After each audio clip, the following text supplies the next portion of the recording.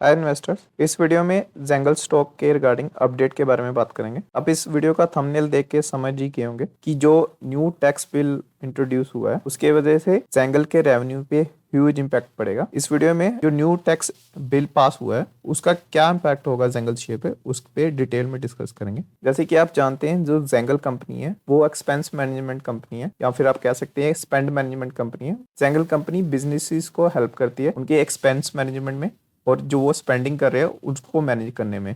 जेंगल company prepaid और credit card भी issue करती है। ये जो प्रीपेड कार्ड होते हैं मील कूपन की तरह होते हैं। इन प्रीपेड कार्ड को आप किसी भी शॉप पे यूज कर सकते हैं खाने वाली चीज बाय करने के लिए। और ये जो प्रीपेड कार्ड होते हैं इनकम टैक्स सेव करने में भी हेल्प करते हैं, क्योंकि जो पैसा आप इन प्रीपेड कार्ड्स में डलवाते हैं और उस पैसे को आप खाने वाली चीजों पे यूज करते हैं तो उस पैसे पे टैक्स नहीं लगता है। जेंगल कंपनी मुझे फंडामेंटली स्ट्रॉन्ग लगती है और इस स्टॉक में मैं लॉन्ग टर्म के लिए इन्वेस्टेड था, क्योंकि इनका जो यूनिक प्रोडक्ट है मील कार्ड वाला, उसमें दो ही कॉम्पिटिटर है इस टाइम मार्केट में, एक सुडेक्सो और एक जेंगल। और सुडेक्सो की सर्विस जेंगल के कंपैरिजन एकदम बेकार है, तो इसलिए मैंने जेंगल शेयर में लॉन्ग टर्म के लिए इन्वेस्ट करा हुआ था। और मैंने जेंगल शेयर पे पहले भी 3 वीडियो क्रिएट करी हुई है, जब इसमें मैंने बाय की रिकमेंडेशन दी थी और मैंने 400 रुपीज का टारगेट दिया था। और इस चार्ट में आप देख सकते हैं ये वो टाइम था जब मैंने जेंगल शेयर पे वीडियोस पब्लिश करी, 400 रुपीज का टारगेट दिया। जेंगल शेयर ने 400 रुपीज का टारगेट अचीव भी करा और उससे कई गुना ज्यादा अच्छे रिटर्न्स भी दिए। जेंगल शेयर ने 580 रुपीज का हाई लगाया था। मैंने जेंगल शेयर से कंप्लीटली एग्जिट कर दिया 7 फरवरी को। इसको हम आगे देखेंगे। और जेंगल शेयर ने काफी अच्छे रिटर्न्स दिए मुझे। जेंगल शेयर ने 42.7% के रिटर्न दिए, वो भी सिर्फ 9 मंथ के इंटरवल में, जो कि काफी अच्छे रिटर्न्स हैं। 7 फेब को मैंने जेंगल शेयर से कम्प्लीटली एग्जिट कर दिया था और मैंने अपने टेलीग्राम चैनल पे भी जो यूजर्स हैं उनको बोला था जेंगल शेयर से एग्जिट करने के लिए। जेंगल शेयर से मैं इसलिए एग्जिट करा क्योंकि फरवरी मंथ में 2 बड़ी न्यूज आई थी। पहली जो न्यूज आई थी वो 1 फेब को आई थी, जब निर्मला सीतारमण ने 12 लाख तक की इनकम को टैक्स फ्री कर दिया था न्यू टैक्स रिजीम में। और दूसरी बड़ी खबर आई थी 7 फेब को, जब कंपनी ने क्वार्टर रिजल्ट डिक्लेयर करा था। पहली जो बड़ी न्यूज आई थी वो 1 फेब को आई थी, जब फाइनेंस मिनिस्टर निर्मला सीतारमण ने 12 लाख की इनकम को टैक्स फ्री कर दिया था न्यू टैक्स रिजीम के अंडर। इस न्यू इनकम टैक्स बिल का बहुत सारी कंपनीज को फायदा होगा, क्योंकि इस न्यू इनकम टैक्स बिल में मिडिल क्लास को टैक्स से रिलीफ मिला है, जिससे कि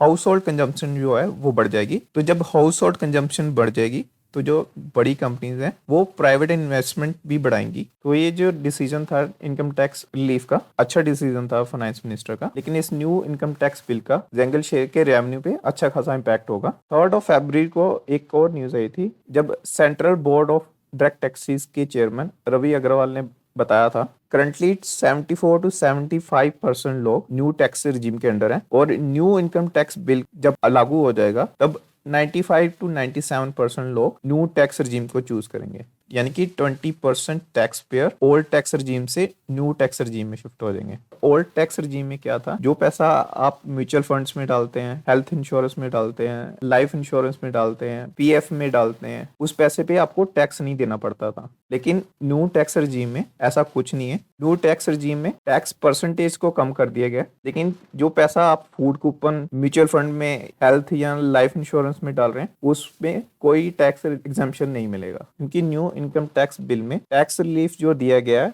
वो सिर्फ न्यू टैक्स रिजीम में दिया गया। इसलिए जो भी लोग जिनकी सैलरी 12,75,000 तक की है वो न्यू टैक्स रिजीम में शिफ्ट हो जाएंगे। प्लस मुझे लगता है जिनकी सैलरी 80 लाख तक की है वो भी न्यू टैक्स रिजीम में शिफ्ट हो जाएंगे, क्योंकि न्यू टैक्स रिजीम में उन्हें कम टैक्स पे करना पड़ेगा। और जो सरदर्दी होती है, जैसे कि आपको म्यूचुअल फंड में पैसा डालना है, पीपीएफ में डालना है, फूड वॉलेट्स लेनी है, और जब टैक्स डिक्लेयर करना होता है तो सभी डॉक्यूमेंटेशन चाहिए होती है, ये सब सिरदर्दी न्यू टैक्स रिजीम में नहीं है। मैं खुद इस समय 3000 पर मंथ के फूड वॉलेट ले रहा हूँ, लेकिन अब मैं सोच रहा हूँ 1 अप्रैल से मैं न्यू टैक्स रिजीम में शिफ्ट हो जाऊंगा। तो सेम वे बहुत सारे ऐसे लोग होंगे जो 1 अप्रैल से फूड वॉलेट की सर्विस लेना बंद कर देंगे, क्योंकि उनको उसकी जरूरत नहीं पड़ेगी न्यू टैक्स रिजीम के अंडर। और जो जेंगल कंपनी का जेंगल सेव है, जो उनका यूनिक प्रोडक्ट था और जिसकी वजह से मैंने जेंगल कंपनी में लॉन्ग टर्म इन्वेस्टमेंट का प्लान करा था, वो नलीफाई हो गया। यहाँ उस पे हैवी इम्पैक्ट पड़ेगा। और मुझे लग रहा है जो न्यू इनकम टैक्स बिल है उसका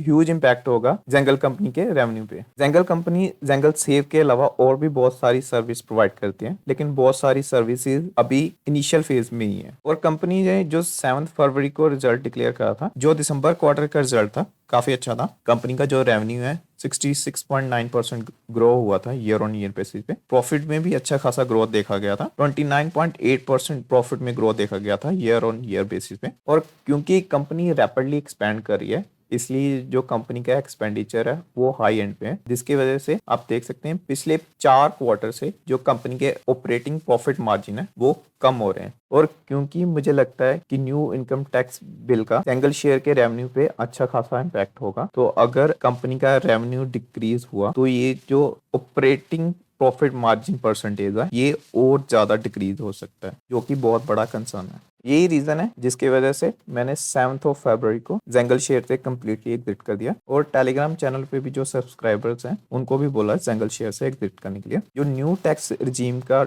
असली इम्पैक्ट है वो जून क्वार्टर के रिजल्ट में दिखेगा, क्योंकि जो टैक्स पेयर है वो 1 अप्रैल से old tax regime to new tax regime में शिफ्ट होंगे। और मैं जेंगल शेयर को अवॉइड करूंगा जब तक जून क्वार्टर का रिजल्ट डिक्लेयर नहीं हो जाता। और अगर मुझे फ्रेश बाइंग करनी है तो वो मैं सितंबर मंथ में ही करूंगा। अगर आपके पास जेंगल शेयर है तो आप उसको होल्ड कर सकते हैं। मैं इसमें फ्रेश बाइंग या एवरेजिंग की रिकमेंडेशन नहीं दूंगा। तो अगर आपको कोई फ्रेश बाइंग करनी है तो आप सितंबर मंथ का वेट कर सकते हैं। जेंगल कंपनी के फंडामेंटल्स में कोई दिक्कत नहीं है, जस्ट ये न्यू जो इनकम टैक्स बिल आया उसका इम्पैक्ट देखने को मिल सकता है स्टॉक के प्राइस में।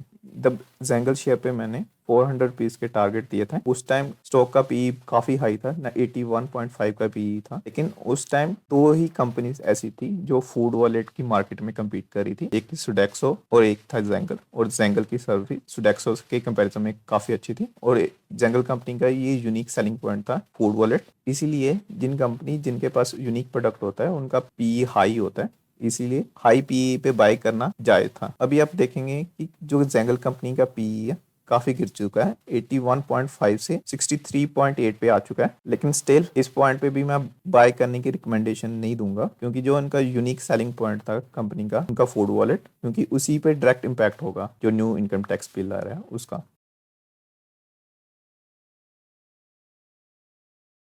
और मुझे लगता है जो अभी करंट पीई चल रहा है कंपनी का 63.8 का काफी हाई है। और स्टॉक जो करंट पीई है उस लेवल से करेक्ट हो सकता है और सितंबर मंथ तक 45 पीई के लेवल पे आ सकता है, या फिर स्टॉक का प्राइस गिर के 40 के पीई पे भी आ सकता है। मार्च क्वार्टर का रिजल्ट कंपनी का अच्छा होगा तो आप आने वाले दिनों में देख सकते हैं स्टॉक का प्राइस हो सकता है मई मंथ तक इंक्रीज हो। जब कंपनी मार्च क्वार्टर का रिजल्ट डिक्लेयर करेगी उसके बाद असली करेक्शन आपको देखनी मिल सकती है स्टॉक में, क्योंकि रियल इम्पैक्ट जो है न्यू इनकम टैक्स बिल का वो जून क्वार्टर में आएगा। और जो कि कंपनी उस जून क्वार्टर का रिजल्ट सितंबर मंथ में डिक्लेयर करेगी, तो तब पता लगेगा कितना इम्पैक्ट पड़ा न्यू इनकम टैक्स बिल का। न्यू इनकम टैक्स बिल का इम्पैक्ट कितना होता है जेंगल शेयर के रेवेन्यू पे, वो देखने के बाद ही मैं डिसाइड करूंगा कि मुझे जेंगल शेयर में दोबारा बाइंग करनी है कि नहीं करनी है। अगर न्यू इनकम टैक्स बिल का इम्पैक्ट इतना ज्यादा नहीं पड़ता है कंपनी के रेवेन्यू में, तो अगर इन फ्यूचर प्राइस बढ़ भी जाता है जेंगल शेयर का, तो मैं हायर प्राइस पे भी बाय करने को रेडी हूँ, क्योंकि